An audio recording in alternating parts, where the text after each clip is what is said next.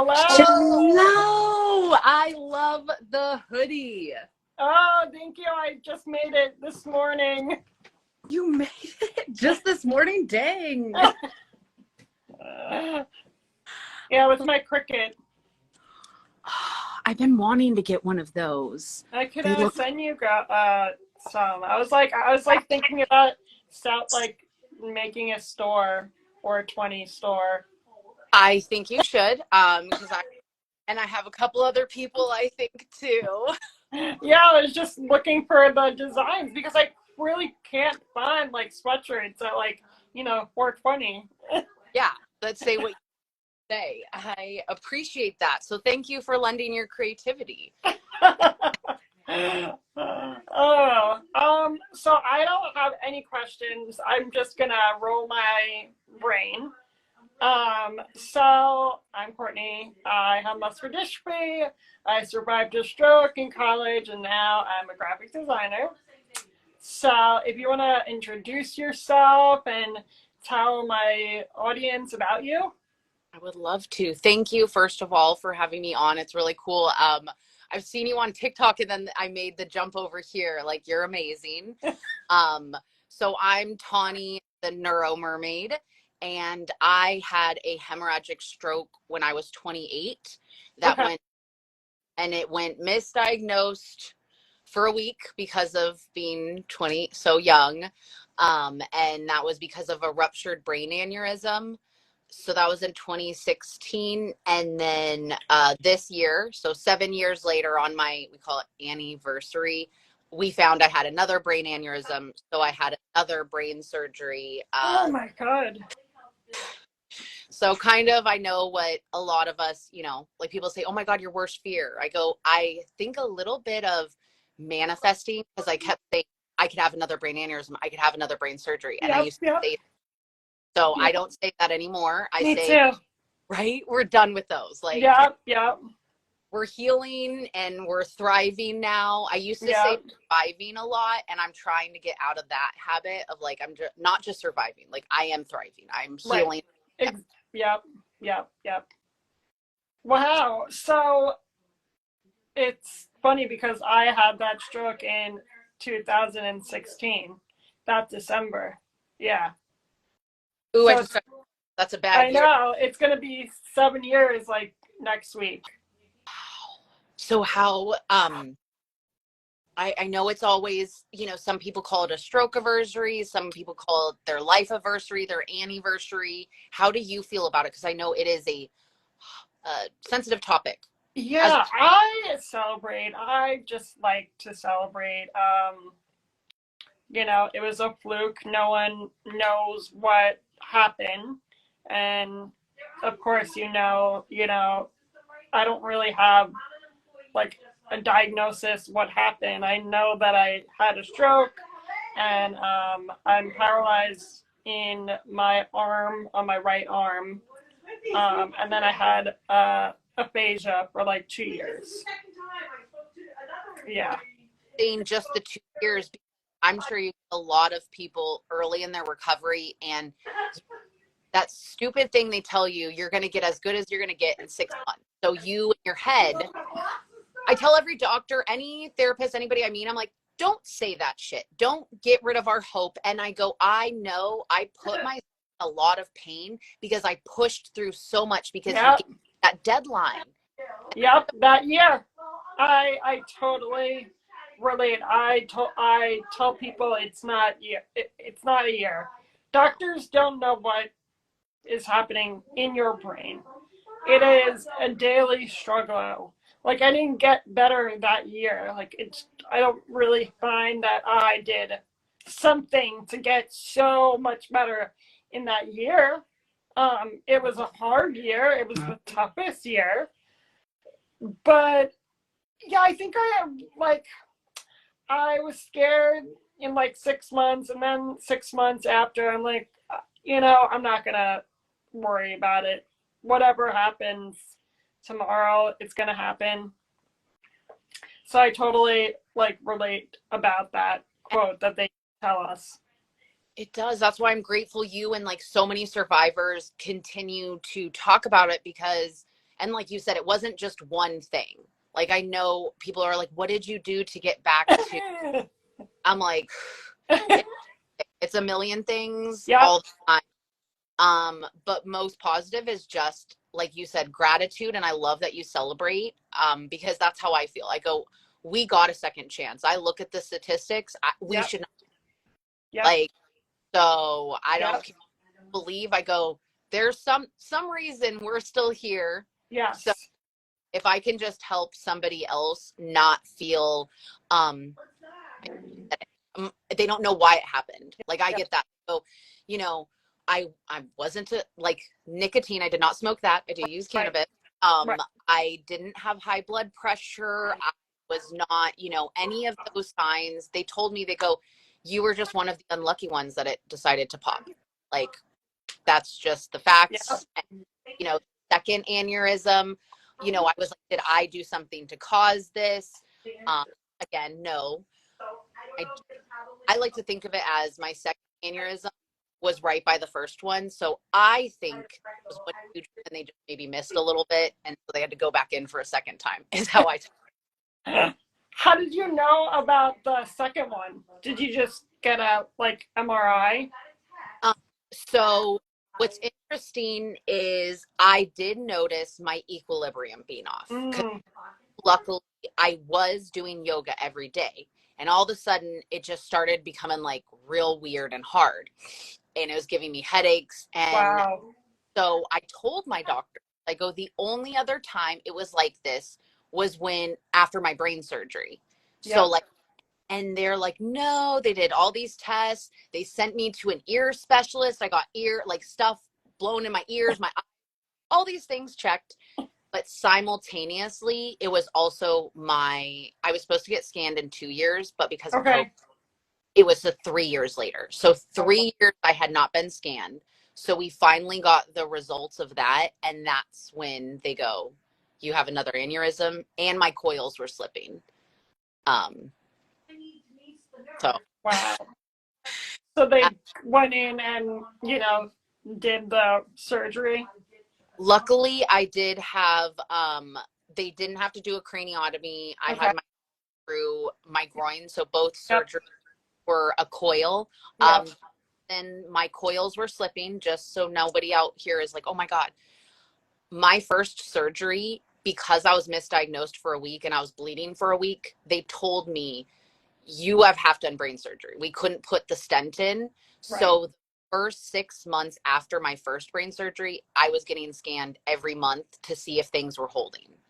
So my anxiety now, because of having the second brain surgery, is so much better, because I go, when you're walking around with half done brain surgery, every time your head hurts, I don't care how strong of a person you are, you're like, is this it? Is it happening again? What's going on?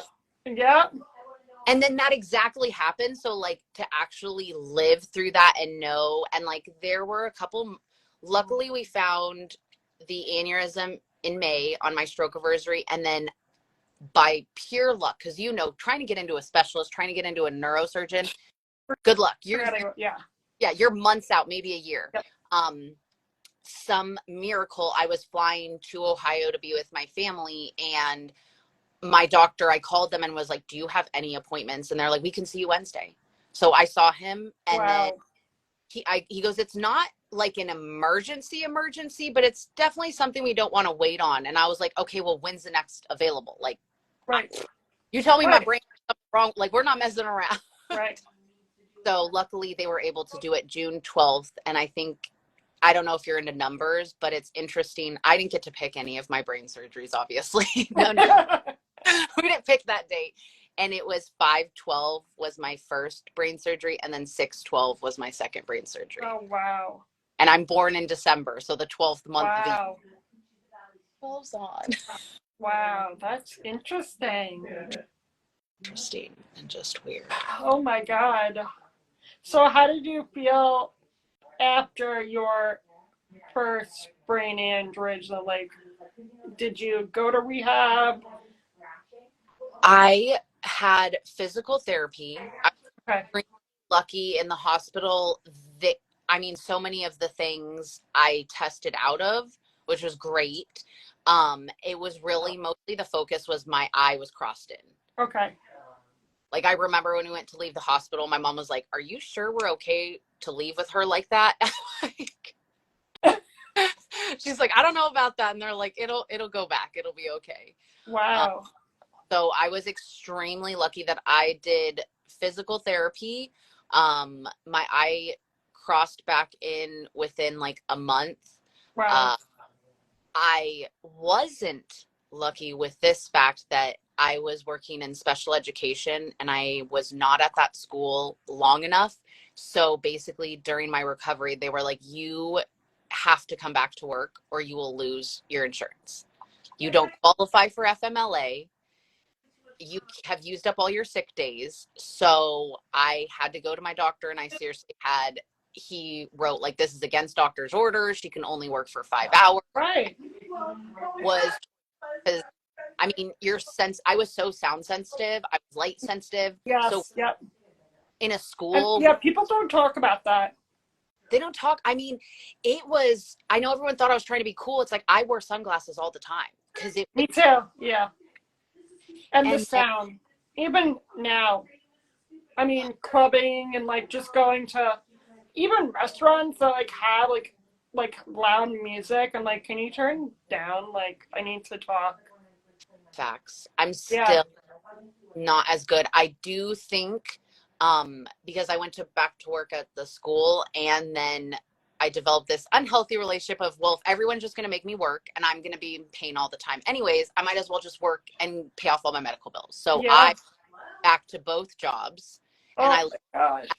at the beginning and I go, no wonder you were so depressed and in so much pain. You literally gave yourself no time to heal. I also felt like when I asked for help, because I visibly look okay, everybody would be like, she's fine, or she just wants sympathy, or you're just like, my number one thing that I hate is that, actually, there's a lot of things, can't say number one. You don't look like you had a stroke. You don't look like you're depressed. And I'm like, can we stop with the how you're supposed to look or what something should sound like or be like? Because we all are so different. Every brain is so different. Every injury is so different. And it's the old thing. I mean, if somebody else tells you, you know, my hair's purple, you wouldn't say, no, it's not. You need to prove it. Prove that it's purple. I know. Yeah, it's funny because I had a physical disability all my life.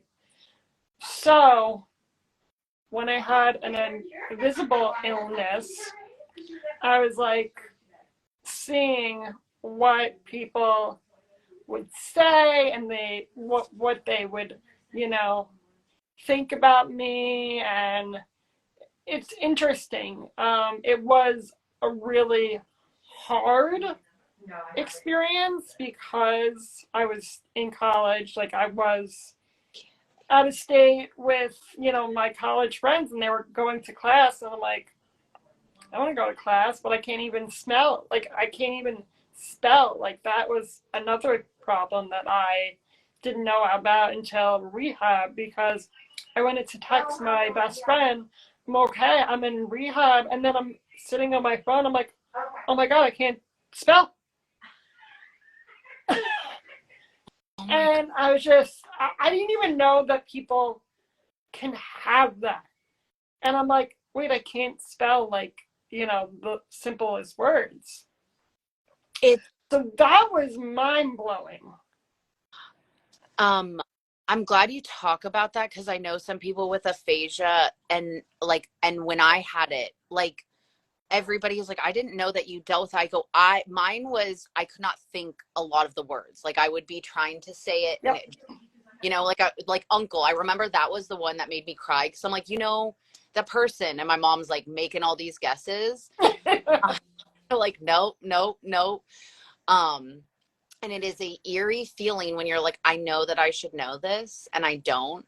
And mine was with the numbers. So it was like, my mom was making chicken for dinner and she's like, how many pieces of chicken do I need? You know, just trying to rehab all the time, always doing things. Yep. And I'm 4. And she's like, no. And like, I literally counted it out 5 times and I was wrong every time. And like to see all of them be like shocked is the weird, where you're like, fuck, my brain is wrong. Like my brain's wrong and it's not right. But I don't know. Yep. Yeah. It was crazy. I mean, people say, how did you cope? How did you survive? I'm like, I didn't have a choice. I had to survive. There's no I other was option. alive. I don't know. like, I'm not going to give up. I mean, I wanted to give up like several times still. Like, it's just, so hard. And that's why I talk about, a TBI, because people don't know about, TBIs or concussions or stroke when we're this young. I mean, I was 22, you were 28, and I really don't see people talking about this. Oh.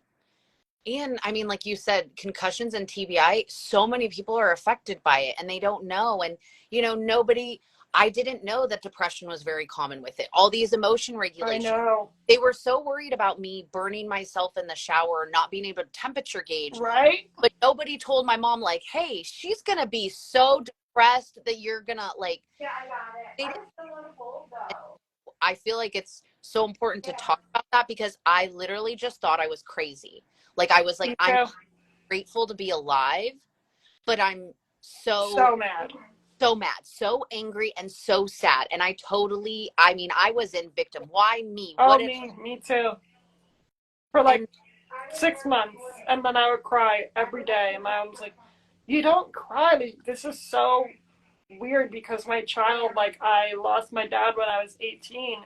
And, I had that depression. But after the stroke, it was like, I was like, I'm done with this life.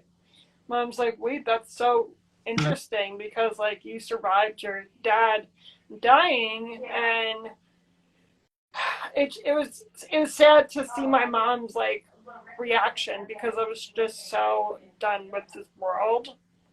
And my mom is a nurse, so like my mom was like, damn, like I know that depression and that regulation is not right.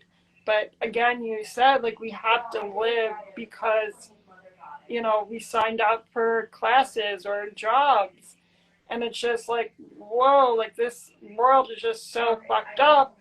But I need to like go to school, and like I need to get my diploma, right? Like, and then like I was just like questioning all my purposes. I'm like, this is crazy. I mean, and in college, when everybody is already questioning, their life, their like plan.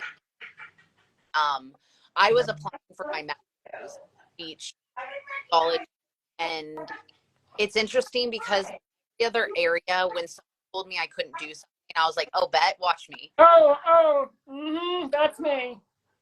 But for some reason, when I went to the college counselor and I told her, and she just goes, I don't think you can do this. Like, I don't think you realize what this all entails. And I think you need to take some time and heal.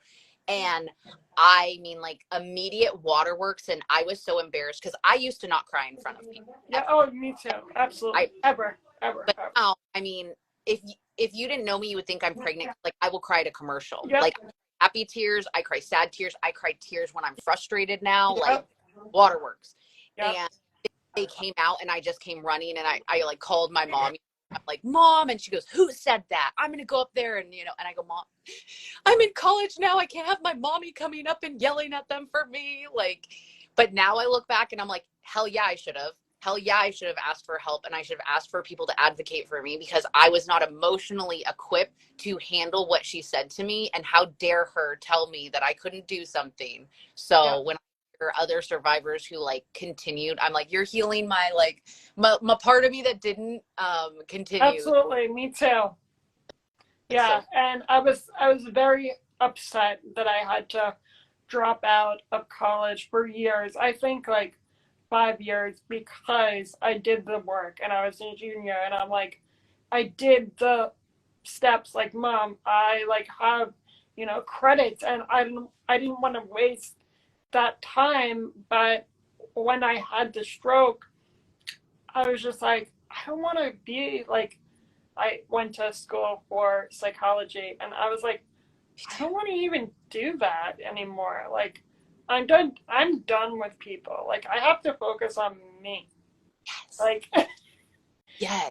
so I was like kind of butthurt about it, but now I'm like, oh, like I didn't even waste money. Like, hello. Thank you for saying that, because I feel like some people jump over. They're like, oh no, I just accepted it. I was like, BS. Like, there were some times where you were irritated and upset about it, but like, I see what you say too. Like, I'm a completely different person and a completely different path. And like, people are like, you could still, and I'm like, I don't want to go back to work. You want Right? They say that all the time with me. like, that's Like, old time. I'm good.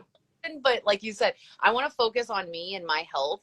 And I think something that's so special about our like survivor community is that everybody is so willing, because we've had to walk through fire. And so we're like, I'm more than happy to help you. And however I can, like, you want me to shout at your podcast, you want whatever. Yeah. And I think that's so cool. Yeah. Like, in other communities, it's not like that, but we all got a second chance. Whoever can help whoever, Shalolin, the better. No, I totally agree. Like, I mean, I would go on YouTube and I would, you know, look around like young survivors, and there was really no community until like I like really found that community. But it was hard to like find that community. But now I'm like, so happy that we have so many people that around the world that have to deal with this. I know. I'm so great. When I on TikTok, I was like, oh my God, yes. You too. I mean, I'm obsessed with mermaid, and it's so funny that like you're, a mermaid lover, because like my friends are like literally like all my decorations are mermaid, and I love the ocean. So like, I don't know if that's like a meaning about like our life. But yeah, like mermaid are like my like best like decoration that like I pick out. One of my dreams is, because I actually have a friend who has functional neurological disorder, and Okay. and what's so cool is, so she has a beautiful voice. She sings. She's over in Piedmont in the UK. And so when she performs, she's in her wheelchair with her mermaid tail. And this little girl was talking about it. And then the mom was like, I just hope it doesn't get ruined. And then my friend Katie goes, oh no. She was like, that's why I'm in this wheelchair. She was like, I can't, like my mermaid tail. She was like, I'm not going to walk out of here. She's like, I'm in a mermaid tail. And so she made it beautiful. And what's so cool is sometimes she does have ability with her legs. So I have watched her swim. And so it's just such a cool thing to see. But I tell others, I go, I just want everyone to have the experience of wearing a mermaid tail, not swim in it, but sit in it and have those pictures, because I can tell you, when my depressy, stressy is over, I love to look at those pictures and remind myself, like, you are that magical badass too, no matter how you feel right now. So I know one day we will meet and I will have a tail and I'm going to get in them. Yeah. My brother lives in LA, so one day, Hermoso Beach. Yeah. I know a Hermosa. There's a lot of beach cities.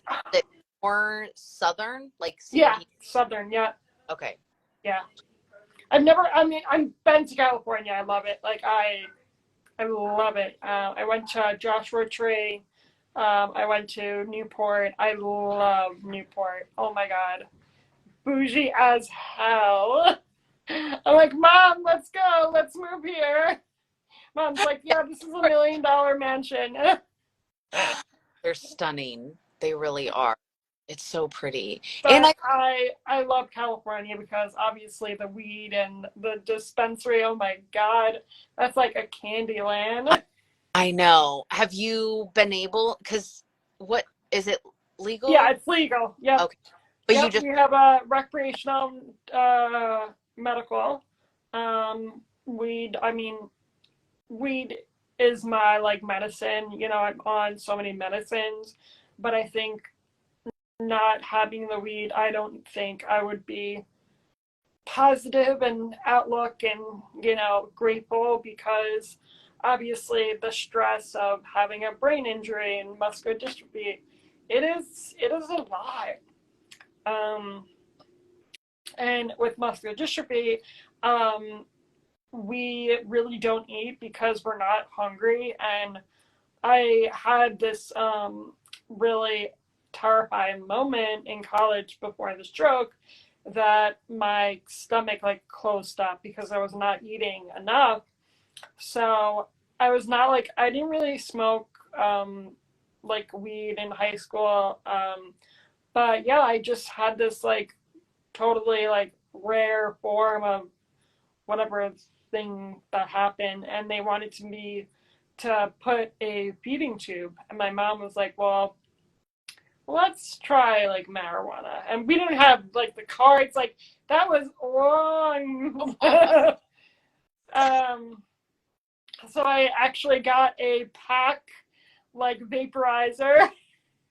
So Like OG, like oh my god, it was like $300, and that was like my best friend. And I was eating steak and lobster, and I was just like telling the doctor like 3 months out, and they're like, "Wait, like, how did you do this?" I'm like, "Weed," thank and they like, you know, they appreciate me because I do that holistic journey, but like I surprise my doctors because like they don't really tell people to, you know, investigate the 420 community. you. And it's just so sad because of Muscular Dystrophy Association, they don't push that. And I see my community having feeding tubes. I was like, we can eliminate that and give you droplets or edibles. And I know but because I people talk are. about it so much because I was judged, you know, 10 years ago when I started, because, you know, our generation, the parents were like, oh, blah, blah, blah. But my mom was a nurse and she beat cancer, and we was a very, you know, a part of her journey. And yeah, it's just fascinating that they don't talk about it enough. It's crazy, and I understand that because I get, of course, in the brain aneurysm community, a lot of them, they're like, it says no smoking. I go, no smoking cigarettes. On flyers, it doesn't look pretty to write no smoking cigarettes, so you just see the no smoking. I go, but I was open and honest, and I always am with every doctor I've had, Yep, me too. cardiologist, and I go in, like you heard when they were like, how did you do this? My doctor, because we had to update, and they were like, what meds are you on? And I was like, nothing. And she goes, nothing? What? Like how? When I was on anti-seizure meds, antidepressants, and one med for another. And I go, cannabis. And literally she just goes, oh yeah. Like not even like, oh, that's weird. Like she was like, yeah, totally. Yep. And I know that when I first was talking about my recovery, I was still not sure if I wanted to go back into teaching. So I wasn't publicly, but like every time I would get done, like I would private message and tell people. And then finally, when COVID hit and everybody's depression was at its peak, I was like, I need to tell everybody, like, the only reason I'm doing okay is because of cannabis. I'm like, it helps my migraines, it helps my nausea, it helps my pain. Yeah, the nausea. And especially, I go with someone who has had aneurysms. I don't like pain meds that just knock me out. I want to be aware.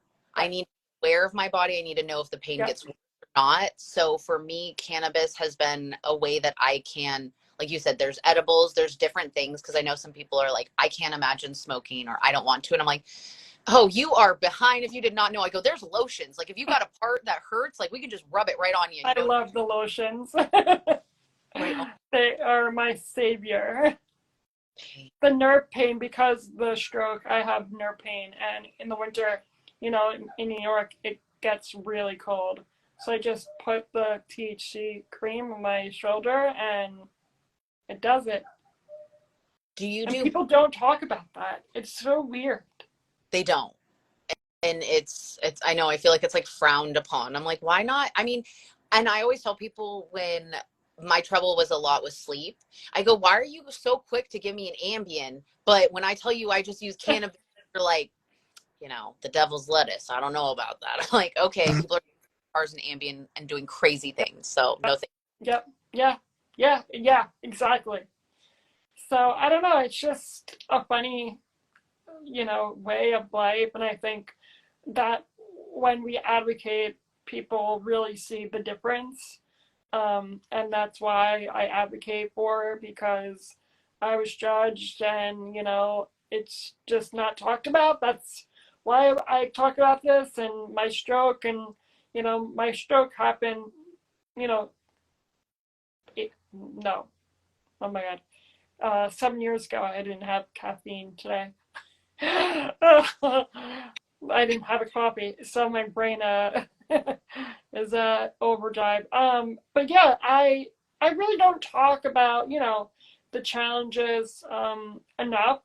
That's why I'm just talking about the oh my God, the brain injury and the depression, because people, as you said, they look at you and they're like, oh yeah, she survived, she's thriving, like you have a lovely life, you travel. I'm like, you don't know half of the things that I deal with. That's why I love that quote, that it's like, if you see me smiling, I worked really hard for that shit. And Mm-hmm. because And the pain, it's just,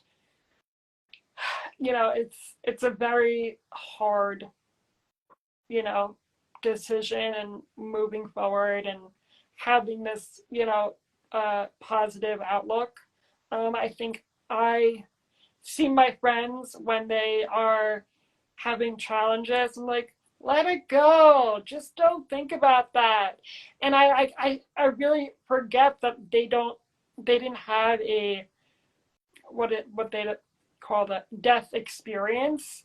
So I think having a death experience and having a spiritual awakening is so rare. And when I talk to people that had like a spiritual awakening, they get it. But it's interesting when, I'm talking to, a acquaintance, and they just don't get it. And I'm like, I just want to shake you. I'm like, no, we have this life, you have to live it, the fullest. Like, don't worry about school, don't worry about your job, like just worry about your health and getting better. Yeah, that's And loving your neighbor. That's the way of life. But we're not like, we didn't have this, oh, I hate this and this and this. And I don't know. I just feel like it's just not worth it to, think about and worry about. Absolutely. I love the change when people are like, I have to. I'm like, can you just change it to I get to? I get to go to work. I get to be stuck in traffic. I'm like, do you know how many people, and I know it's frustrating, trust me, when I'm walking the dogs and I have to pick up poop, Yes. I'm grateful they're healthy enough to poop. Like, so switching it to gratitude, I think, and like you nailed it with other survivors. I think we're prone to that because we've gone through a near death experience. And so I do find that with a lot of my friends, like, you're so positive. I'm like, because we only got one life and I don't want to stay mad and sad. Like, I would much rather live it up. So I like to say that I ride the roller coaster. I used to Absolutely. just stay up high. And I'll admit, in the beginning, I was a little bit toxically positive. I tried to just like will Yep. myself into Oh gratitude. yeah, absolutely. And then finally I realized, I was like, I can't have the high highs if I don't have the low lows. And if I just stifle the lows, they eventually come out when you don't want them to. Yep. So I know, like, I appreciated you had a real, just like, it's just frustrating. And I know some people that I'm like, if we're going to raise awareness and share it, like, I want to share it all. So in one day, can I be a crying hot mess and then so freaking happy and living my best life? Yes. Hell yeah. Absolutely. And I totally agree. And that's why I'm so real on Instagram and TikTok, but really Instagram, because we grew up with this this Instagram life and you have to be perfect and you have to, you know, have your makeup done and blah, blah, blah. Like, this is me. Like, I had the flu like last week. You know, I just talk about things that people don't talk about. And you do that as the same. Like, that's why I love your attitude and your page, because we talk about real shit. Thank you.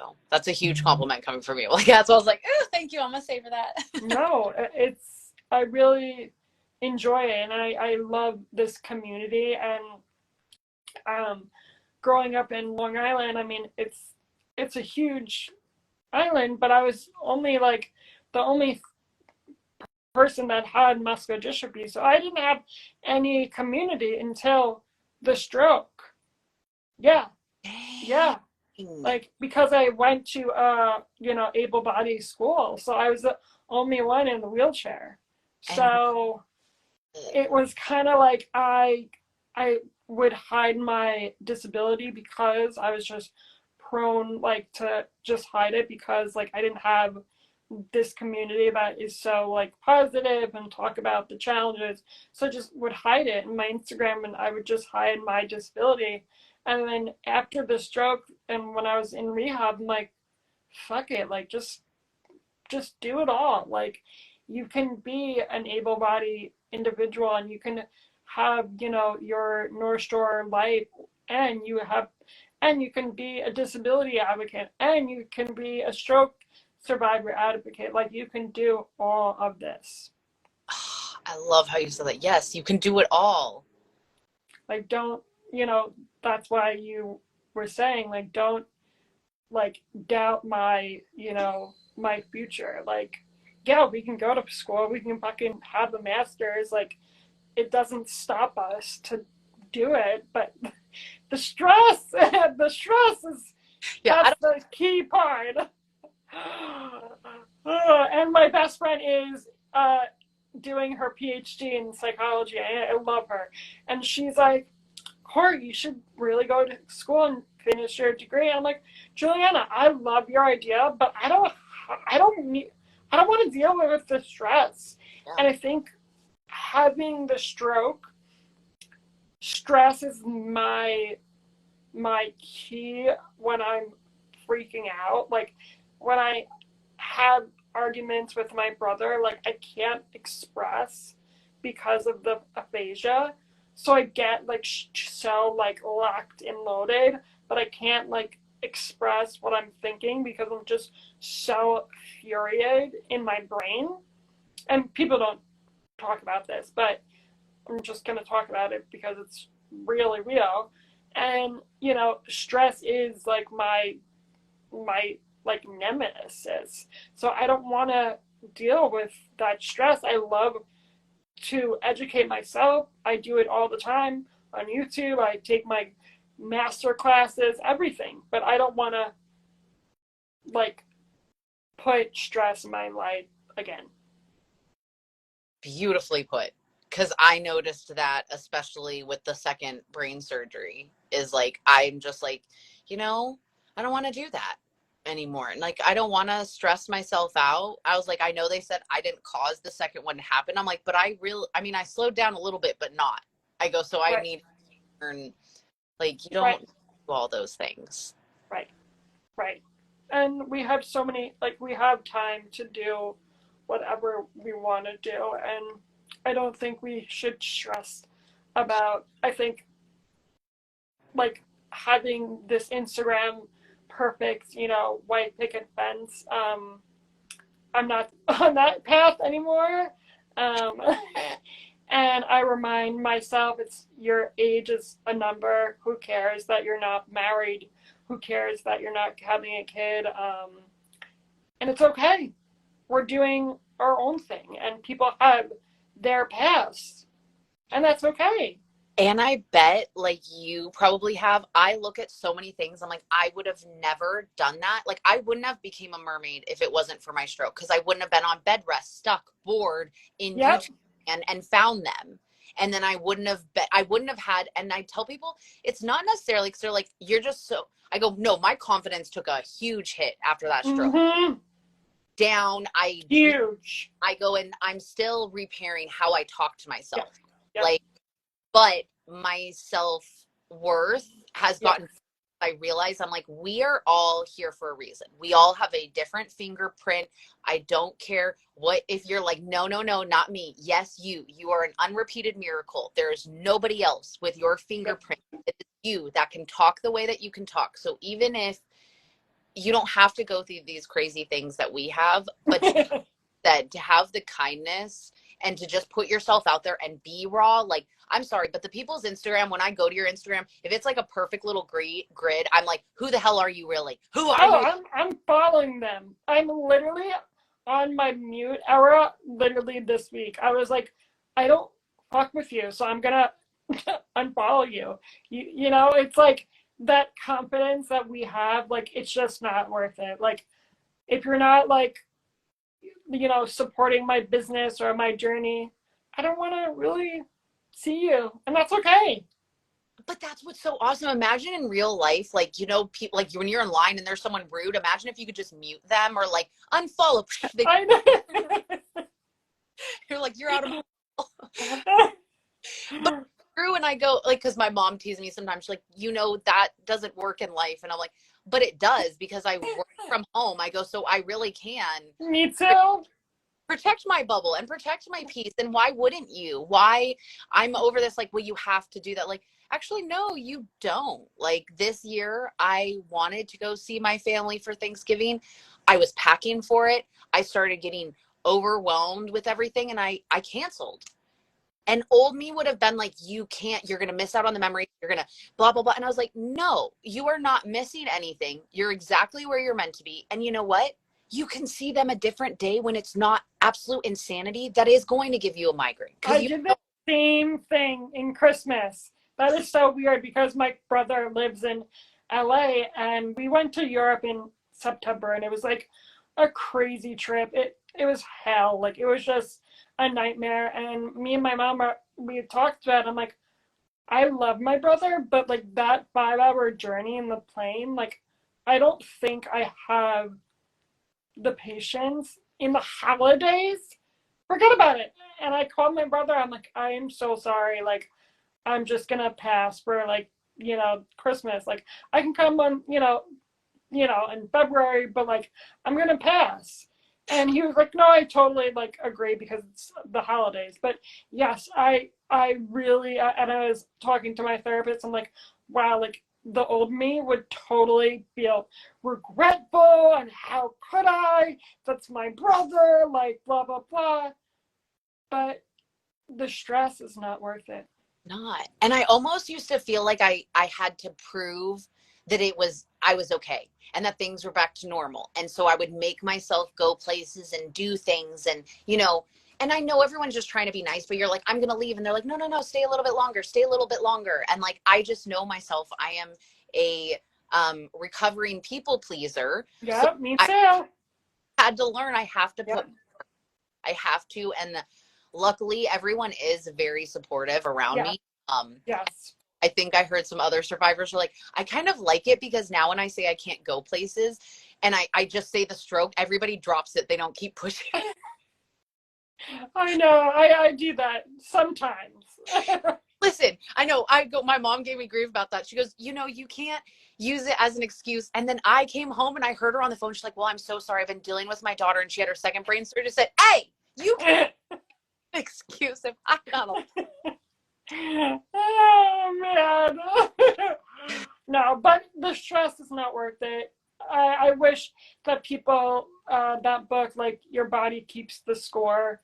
And it's just, you have to be accustomed about your body. And I think we're so accustomed because a brain injury, like, it's hard to, like, explain to not a survivor about, like, getting a migraine or, like, like, even like the littlest, like, migraine. I'm like, oh, I'm having a stroke, mom, call the ambulance. And my mom's like, whoa, like, you just have like a headache, just take, like, like, your Tramadol, like, But it's like, we are so PTSD about that whole scenario. So it's hard to like retrain our brain.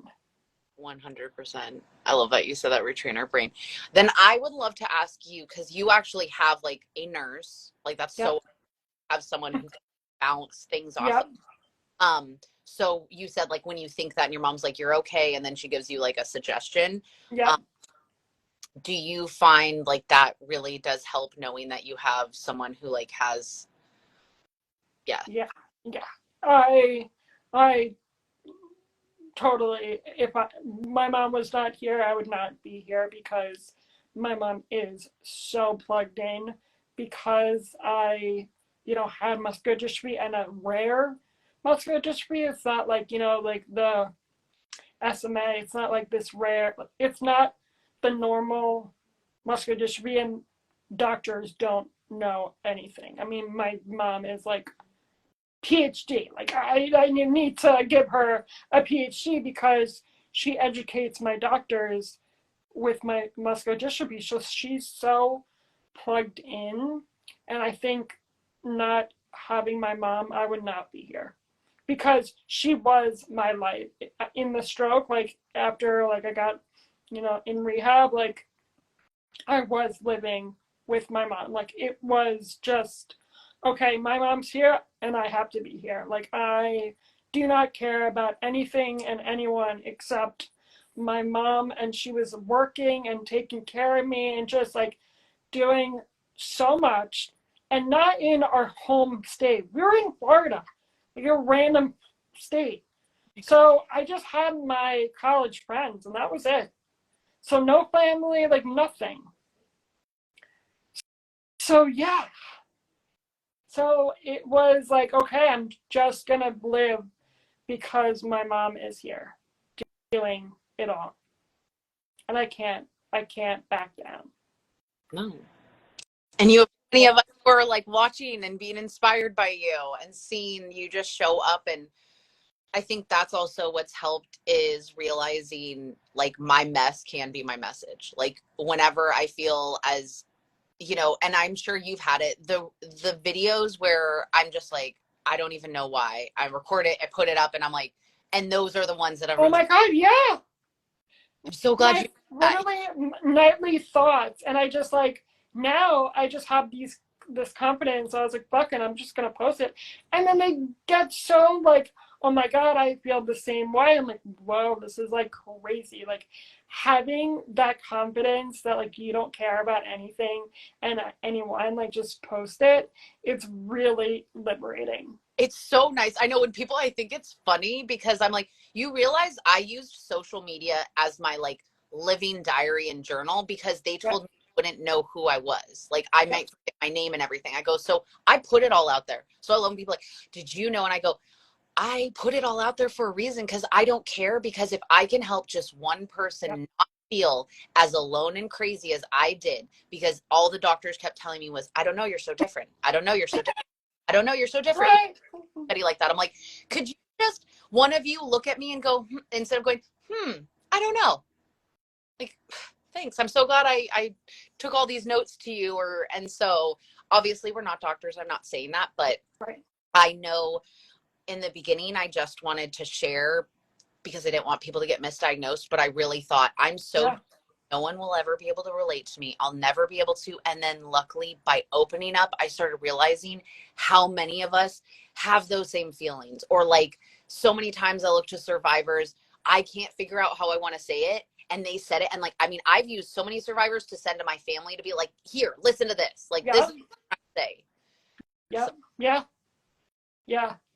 And having this message, like we can do whatever we want, and having this, not manifesting, but I think it's manifesting and working hard. oh yeah. It's not like I like became a graphic designer like in a day.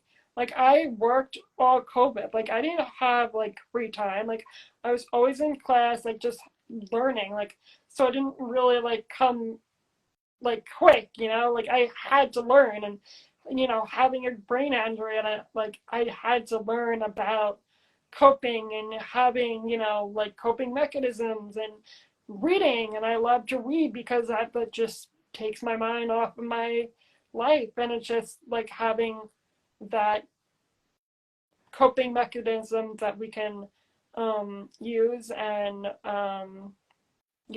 share. Yeah. Just keep sharing. Yeah. Sharing.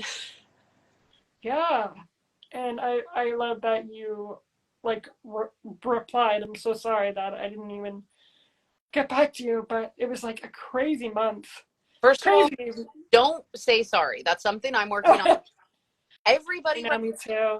holidays, it's nuts. Okay. Right. So I'm on top of everything, like not a problem. Shallow. And I always just think it happens when it's supposed to happen. Like I got to talk to you today for a certain reason, and like the ripple, we have no idea. So I really appreciate it because like I was very excited and still am, especially your graphic designing and stuff. And I think it's so powerful that you're like, I taught myself that. Like I know people like, oh, and it's like, no, you can too. You did it on top of everything else that you're dealing with, that and stuff. So like I love when people, I'm like, it's not easy. I'm not saying that. I was like, it's worth it though. It's worth it. It really is. And now I have my coloring books and I'm changing like perspective about the kids, and parents just email me and they're like, oh my God, like your book is in your school, like they love it. I'm like, wow, like I'm actually like having a purpose and like having this craft, and I can, find my craft and get into the disability community. And I don't want to have kids, but I want to educate the kids, because it starts when we're young. And I knew that, and I grew up with not having any representation. I mean, now we have so much more, so much more. I mean, the Barbie movie, everything, with the wheelchair. But yeah, and just having this moment that I was like, wow, I'm just doing my purpose and living and actually having a healthy life. I like that. And it's hard, you said it's a journey, it's a roller coaster. I told my therapist every day, I'm like, it's a roller coaster. Like this week is bad, but the next week I'm going to Hilton Head with my family. So I don't, when I have like depressing days, it's just 2 days. And then I'm like, okay, next. I love that you said that you're just like, next, I'll just move on. I know I feel that way. I said actually to my friend, I go, almost feel a little bit more crazy because I feel like my tools are so good that like my depression is, like a day or two where I go, sometimes like it can just be the morning and I have an all out, and then I do my cold plunge. I listen to I'm like shaking my booty, and then all of a sudden I'm like, happy now. Yeah, that's me. And you have to, like you said, life is precious. So it's like, I don't want to stay in that zone. That's why I like to say I don't unpack and stay there. I feel all the feelings. Yep. Unpack and stay there because life's too. Absolutely. Well, thanks for doing this. They cut me out for an hour, so I don't want to end this. But it was you're the first stroke survivor on my podcast, so thank you. You were so happy because I love it, and I love that community, and I'm so happy that I can speak to a survivor that really knows what I go through. Me too. Thank you so much for giving me this opportunity, for letting me the first. That's so cool. I mean, on my podcast, like I'm like, yes, I would love to. I was just looking for your podcast last night. I was like, wow, this girl has so many things like me. That's what someone's like, you need to talk about it more. I try and I dabble in like everything, and then sidetracked. So it's cool to hear that you are doing yours. It gives me more passion to be like, I need to. Yeah, it's easy. It's really easy. Just do it. Like, but happy holidays. Have an awesome Christmas. And I will text you, and have an awesome night. Thank you. You too, Courtney. Bye, everybody. Bye.